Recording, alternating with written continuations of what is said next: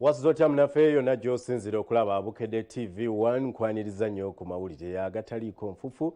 Nze Ismail Nsubuga gakutuusaako enkya ya leero katsoke na bikulu ate oluvannyuma tugalabe mu bujjuvu. Ebikulu mu gataliiko nfufu. Ate gwe alumizibwa alusazi nga zikuyisa bubi ofuna ekikeeto oba gaasi mu lubuto gwekozesa Lugave Alusa Syrup musange mu pharmacy ne drug shops zonna lyakakasibwa National Drug Authority. Lanzo Luxury Bathing Soap, the ultimate refreshing feel. Distributed by Chapa General Enterprises. You can find Lanzo Luxury Bathing Soap in shops and supermarkets nearby. Enkoomi y'ekkolero ly'Abachina eyokeza abaana bana bapookya na bisago. Nze nge yazaala akiriri Uganda. Eyaguza gavumenti ekirowoozo ky'okulongoosa okw'obuwaza ayogedde. Lwoko tusobola okuba nti obuyonjo buno bunnyikira. Abatuuze bookeza ennyumba lwasemaka kutulugunyizibwa mukazi we talabikako. Okunoonya akalulu k'obwa ssentebe b'ebyalo kusigaddeko lumu abeesimbyewo bawaga.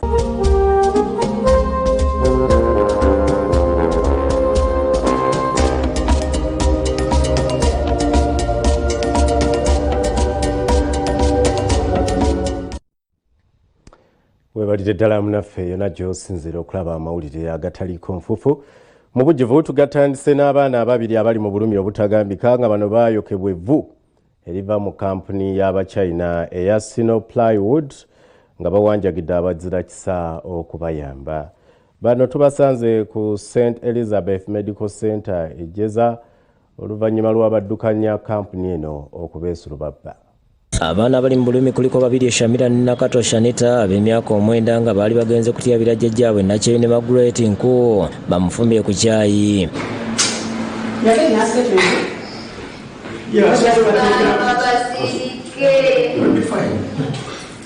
Kigambwa nti basanga entumu y'evvu ebbali w'ekkubo nga erabika ng'eriwoze kumbe munda muliro babiri n'aseerera n'agwamu ne limubambulako eddiba ly'omubiri nga Nakato yali agezaako okutaasa munne n'alinnyamu naye amagulu ne gookebwa. Babiri buli gwalaba amulaaja ne yamutaase olw'obulumi bw'alimu. Wowe yita abasawo, yita abasawo, yita abasawo.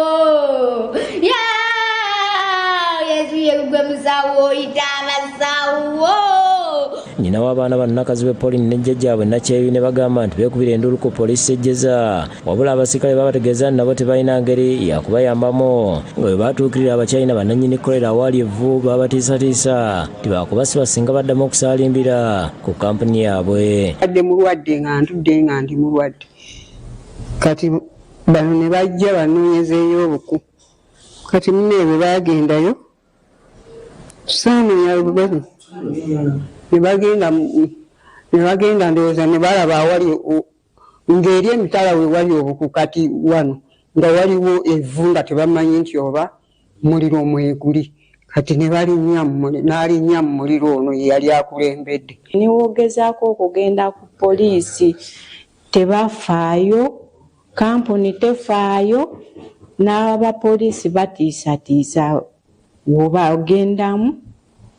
Tewali kye tuyambiddwa naye nga tuli mu mbeera mbi tetuyinaawo ssente ate obulamu bw'omwana wange tugenda. Banno we basinzi ne balaaja n'abazza kisa okubayamba kuba n'abasawo nti baabagobye nga bagamba nti bajja kubasobola. Yenna ali eyo ng'oli muzira kisa ng'era olumirirwa abaana abato kusaba oyambe omwana wange ali mu bulumi. Unyambe omwana wange asobole okufuna obujjanjabi kubanga nange wendi seesobola. Nze nga jjajjaawe sirina buyambi bwonna neetaaga obuyambi omwana akyali bubi naye nga sirina buyambi ate abakampuni tebaatufuddeko okusobola okuyamba ku mwana ono eyajja. Wakati mu kulaajana okw'amaanyi babiri atutegeeza nti amaze ennaku 2 nga tafuna bujjanjabi. Bano bakira asaba abantu abadde bagenze okumulabako baleme kukaaba nti kuba naye embeera emususseeko. Nyambe. Embeera y'emu yeri ku ddwaliro lya Nswanjere ng'eno tusanzeeyo Sinabulya Mark w'emyaka 16 nga n'abadde akafuna omulimu mu kampuni ya Sino Plywood. Yali adda awaka n'alinnya mu vvu eryamwokya amagulu. Sinabulya agamba nti bwe yategeeza bakama b'Abachina baamulagira addeko okutuusa lwalifuna omusaala yejjanjabe ngo n'asabye abazira kisa okumutaasa bamutwale mu ddwaliro eddene n'okumuwa ku kyokulya. Supervisor yaŋŋamba fa abaakutumyeyo neŋŋamba supervisor tajja kunnyamba neŋŋenda ew'omuchina yennyini nemugamba mbadde nfunye obuzibu ninsaba ku bujjanjabi. Omuchina ekintu kye yaŋŋamba linda omwezi gwo teyampa na ssente zange. Omulala Ochieng David ow'emyaka 13 nga naye apoota n'ebiwundu ng'ekyuma kyamusalako engalo 3 naye bakama be ne bamugamba alinde omusaala gwe yejjanjabise. Agamba nti amaze ennaku 3 nga tafuna kyakulya nga naye asabye abazira kisa okumudduukirira. Abasirikale okuva ku poliisi Empigi batuuseeko ku kampuni ya Sino Plywood nga beevumbye akafubo n'akolanga maneja naye ng'ono abategeezezza nti abafuna obuzibu bonna bafuna obujjanjabi. Hospital here is, but no force you. We no come arrest you, know. If okay, we are going to hospital, you can come and Ekinnaku nti kampuni eno ekozesa abaana abato abali wakati w'emyaka 13 ne 16. Abasirikale ovudde ne boolekedde ku ddwaliro wabula bano ab'amaziga gabayunguse olw'ababiri abadde abalajja n'okumuyamba.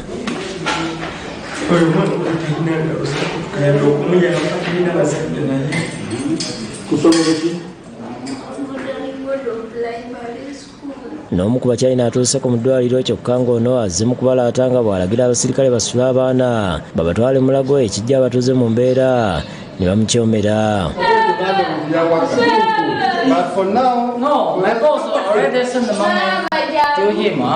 Tutuuseeko mu kifo abaana bye baafunira obuzibu ng'eno waliyo ekigulumu ekiringa ettaka naye nga munda muliro ng'abatuuze baagala ekifo kino kizingizibwe kuba kya bulabe. Ekintu kino kitumalidde abaana bonna oluva eri olutuuka wano abamanyi kintu kyakuzannyisa.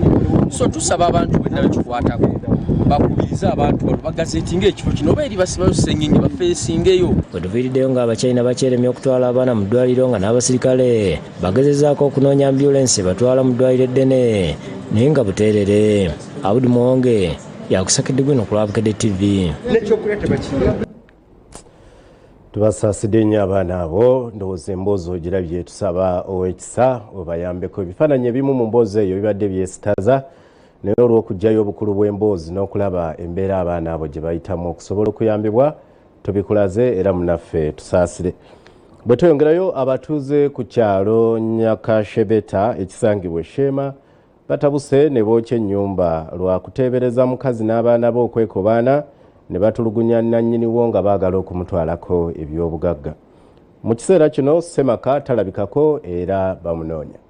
Abatuuze ku kyalo Nyakashebeta mu ggombolola ekyangwe Eshima batwalidde amateeka mu ngalo ne basanja amaka kamunnaabwe Zeverino bakanyita yabula kumpi kati agenda mu wiki namba ssentebe w'ekyalo John Mushaba ategeeza nga mutuuze munaabwe aludde nga alisibwa kanja mukyala we Adwin Keshumi n'abaana be ng'eta bifa ku byabugagga bye baagala okumugobamu kubanga baagala kubyeza. Basanga atarimu barangeti na n'essuuka ez'abeere n'abyana basanga mu muhoro ogw'abeere n'akozesa buli ekyo n'omu kasonda n'omukazi w'ogu oba ayabalese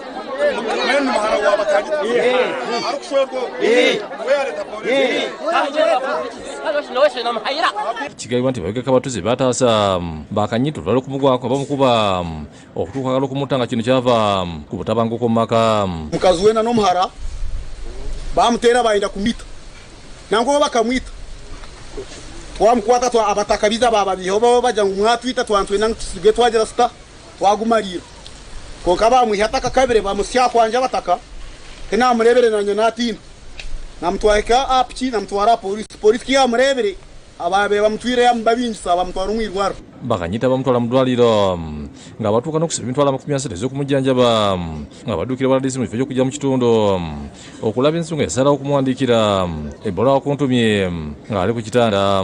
Embeera yamuviirako okubeera nti asula mu bimwanyi olw'okutya okukwatibwa.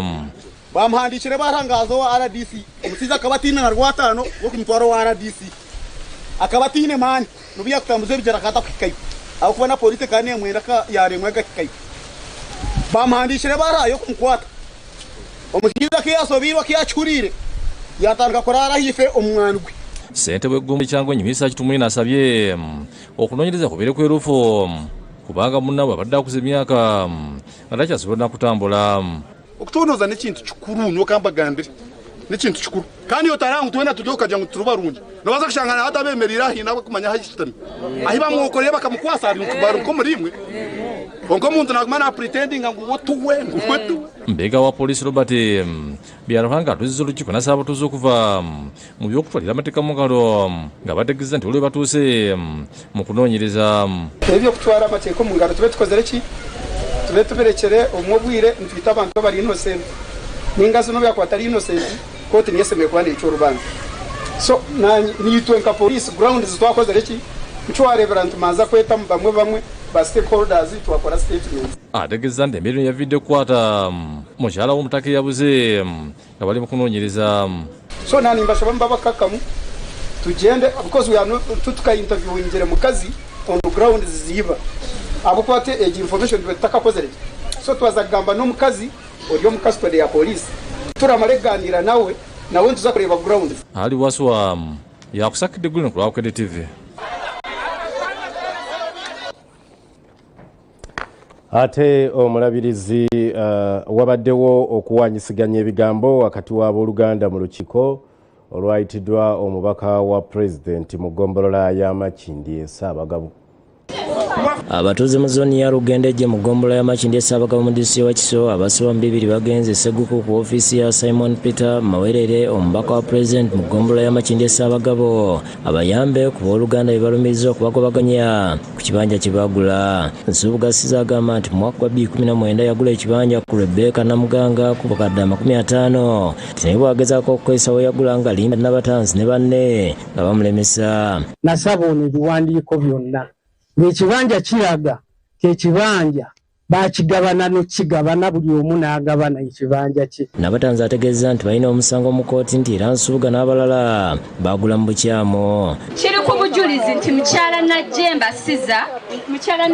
Lilian yaleeta omuguzi Siza ku kibanja ekitalina kya jjajjaawe n'amuguzaako ng'akozesa n'osayininga. CPS ne tugulawo omusango ku mukyala Najjemba Lilian olw'okubera mwami Siza emitwala $5,000,000. Agamba nti ayamba ku Namuganga nti kuba Nsubuga yamudondola. Buli kye nali nkoze ku kintu kyonna ekikwatagana ne Namuganga Rebecca Manyage yampa powers of Anthony zina ziri registered.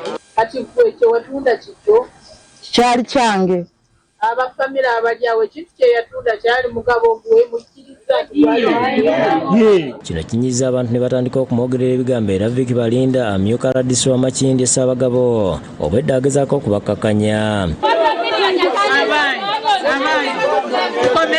Sonko Fene Kansitata wa Nabatanzi agamba neyafuna ku ttaka lino n'agabirawo abaana be baganda ba Nabatanzi era nga nabo teyagala kubasenza luti. Abaana bano abakayana bazzukulu b'emabega nnyo jjajjaabwe yagabana ku kintu kya kitaabwe jjajja waabwe jjajjaabwe nakkiriza n'agabana jjajja waabwe bwe yagabana n'awa abaana be bakadde baabano ne bakadde baabwe bakkiriza. Abatuuze bagamba nti Nabatanzi yatuuka n'okugala ekkubo era nga abasinga bagula buguzi aw'okuyita. Ne batuwandiisa endagaano ku mudumo gw'emmundu nga bajjawo ekkubo ne basiba n'abantu olw'okuyita mu kkubo eryo mu kibanja ekyo. Era bwe kyaggwa abamu ku bo baabano mukulu oli yasasula $16,016 ne mukulu Jjuuko Yuli mu mutabani wa Mwami Mbigabu aleeta obujulizi nti bamutunuzaamu emmundu ayogere poliisi eyamutunuzaamu emmundu kuba kyabulabe nnyo omutokono n'erinnya ly'omuntu. Ssentebe wa Lugga asomedde olukiiko empapula nti kwe basinzira okugabanya ekibanja. Okugabana ekibanja ky'omugenzi S. Kivumbi abaaliwo abaana Gladys Nakato, Florence Nakamya, James Sande Senkongo, Solomon Kivumbi. Bino binyiza Nabatanzi n'abatabukira n'aladisi era abajasi ba UPDF bakira be bagezaako okubatangira okulwanagana.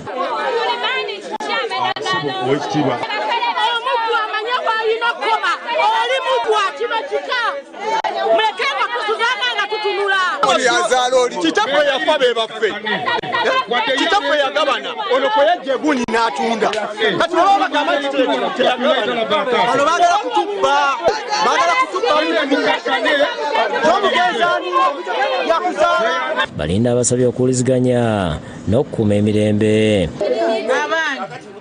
kakati mwe munafuna mutya amazima musirike Mawulire abawabudde okugira nga balindako okukozesa ekibanja kino tyakagera ensonga ke zikyali mu kkooti. Sulaiman Mutebi yakusakidde gwino ku Lwabukedde TV.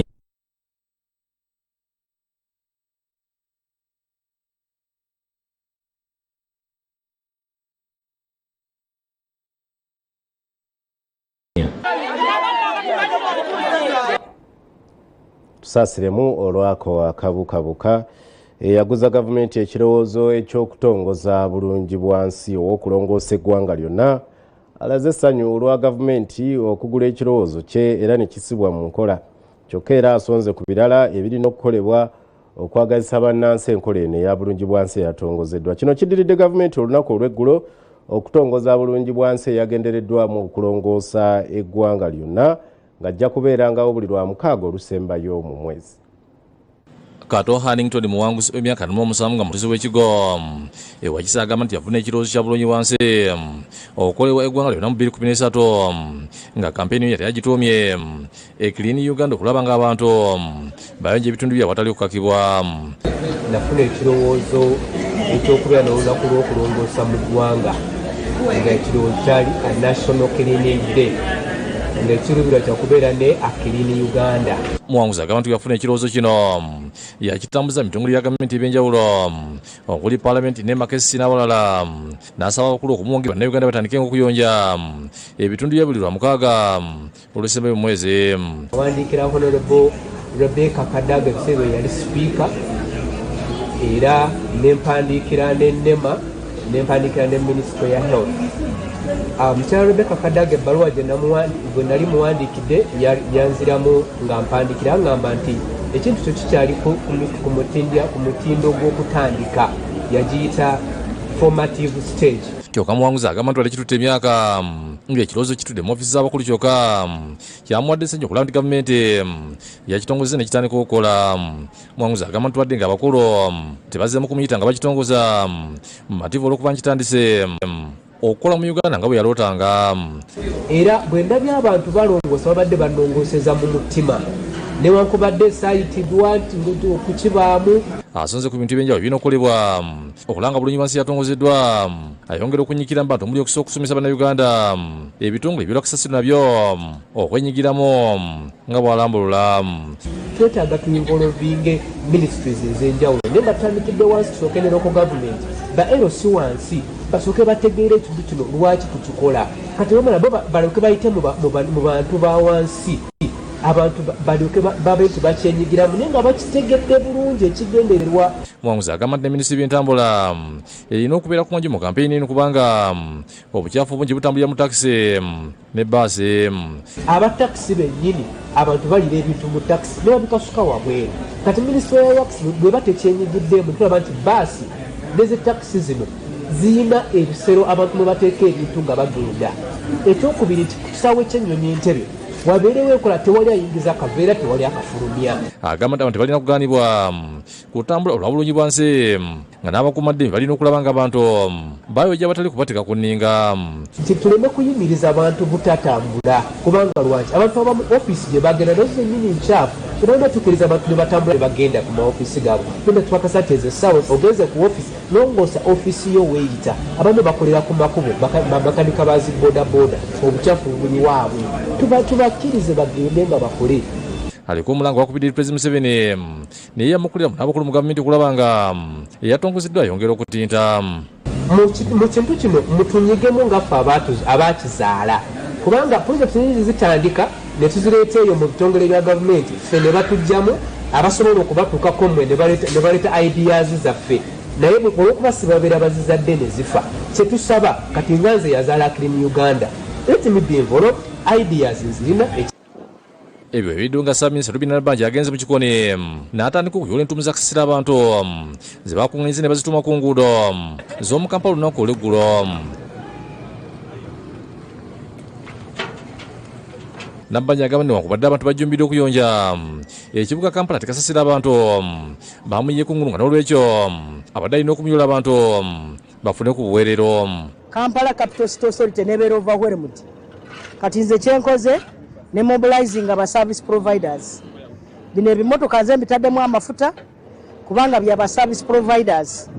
Bampadde emmotoka 10 kasasira abadde City Council egiremeredde. Twagala nnyo webale ebintu gyokola era tutangira omukulu bannange ebintu gyako tweyongera okweyongera bannange bakonde pasa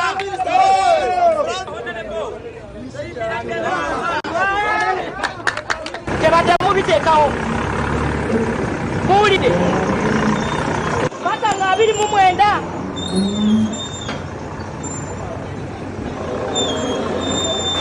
James Magala yakusakidde Green Cloud TV.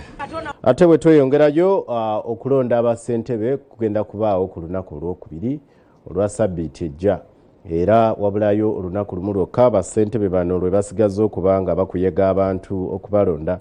Kati abamu ku byesimbeewo ku kyalo Nsasa ekisangibwa mu division y'Ekira mu district y'e Wakiso ye Ssaalongo Derrick Lukwago ow'emyaka 81 ng'akulembedde ekyalo kino okumala emyaka 25 bweddu. Era olunaku olwaleero ayisiza ebivulu n'asaba abatuuze baddemu nate okumwesiga okubakulembera. Ssaalongo Derrick Lukwago emyaka 81 nga ssentebe w'ekyalo Nsasa okumala emyaka 15 wakati mu Buguma alaze amanyi mu drive gy'akoze nga yeetoolola ekyalo ng'asaggula akalolo.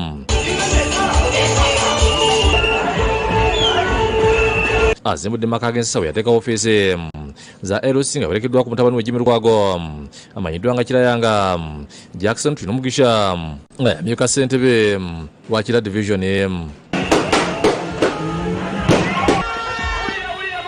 Abadde n'abawagizi okuba n'abavuzi ba bodaboda ng'ebyentambula bisanyaladde obwedda buli waayita.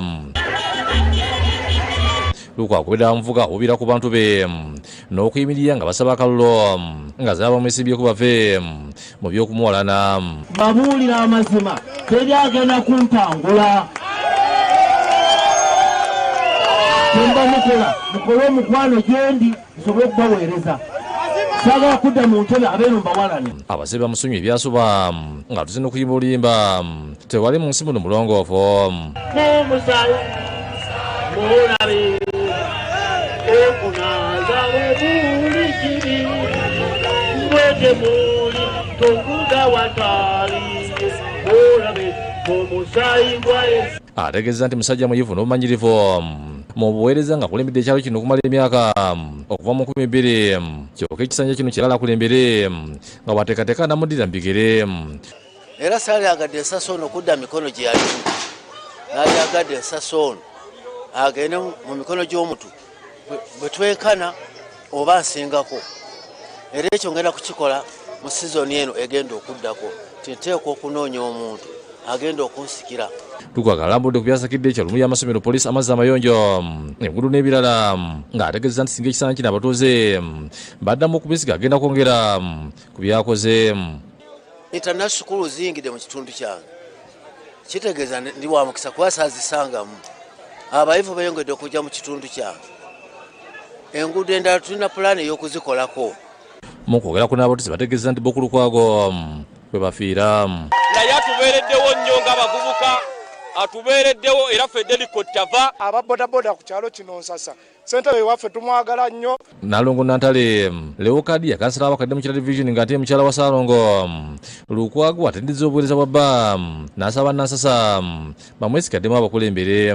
Naye Ssaalongo ndaba abantu naddala abavubuka asobola bulungi nnyo okubakwasaganya. Ye Kirayanga siba Nansasa balonde busobozi abatali kutundya bibiina era nga yemekwatizaako bannakira ku nkulaakulana. Tugenda kulonda busobozi honesi londa chairman wo nga ddala wa buvunaanyizibwa. Ye tulina omugisha akuwudde abatuuze b'Ensasa balonde Ssaalongo Lukwago. Tulina omwagalwa w'abangi atasosola mu bibiina by'obufuzi atasosola mu ddiini atasosola mu buwanga byonna nga atwagala Lukwago Derrick oye Uva Lukwagaze bimaka gyagabulidde abawagizi b'ekimisa ne bannaddiini ne bamusabira bugenda kubanga bwebuti Mukama neera nga tukomyewo wano nga tuli mu ssanyu lyerere Mukama Salongo Derrick Lukwago nga wangudde kale ate yaliko ssente wa NRM Mugombole Masulita Modena Mwanja alabudde abantu begendereze olonda basente ebyalo okwewala okutunda ebintu byabwe ono ategeeza nti balina kulonda busobozi kuba obutebenkevu bw'eggwanga bitandikira ku kyalo abyogedde Masulita nga nnyonnyola engeri gavumenti yaleetamu obukulembeze bw'ekyalo obuze bukola omulimu gw'amaanyi mu kunyweza ebintu by'eggwanga okubanga biri mu mirembe bw'ova ku kyalo kino nga Masulita n'okifuluma bw'oba okifuluma nga waliwo ennamba gye bakuwa gy'otambula nayo n'erinnya ne baleka nga baliwandiise bw'oba onookomawo kiro osanga road block eriko ab'oku kitundu n'abayeekera basoma ennamba eno bakakase oba yeggwe nawe noyogera erinnya lyo ne bakukkiriza n'oyingira ekyo kyabayamba nnyo okuziyiza ebiseera olulimi lwaluyitanga kipingamizi obutegatta mu bayeeke asabye pulezidenti okusala amagezi kwebongeza abakulembeze b'ebyalo ssente basobole okulembera ebyalo n'omutima gomo neno dya member wa parliament kubanga yasoma nakoma musindi ya mukaaga n'oluzungu lulinga lwange lukutuka naija nayogera ebigambo n'amatiza abantu nagenda mu parliament kubanga wandika omukulu nafuna miliyoni nkaaga oba 7 gattako ebigenderako n'oliko ono akuumira obutenkevu akuwa lipooti buli nsonga yonna bw'abantu ab'enjawulo n'akakiiko k'ekyalo ak'ebutelega Mugombole Mende basagulidde abantu baabwe obololo kugamidde mu kifo kino mbasaba akalulu kammwe tusaba mutwongere akalulu tubeere ne executive ennungi enatambuza ekitundu kino Maria Nantombwe ne William Mutya bakusakidde eggulu eno lwabukedde TV njagala okwebaza munaffe yonna gy'osinzidde okutulaba enkya ya leero bwetyo bwe tutambudde mu mawulire agataliiko nfuufu njagala okwagaliza wiiki ennungi wiiki ey'essanyu nze Ismail Nsubuga 10 mikutu gya Vision Group gyonna ebirungi bikyajja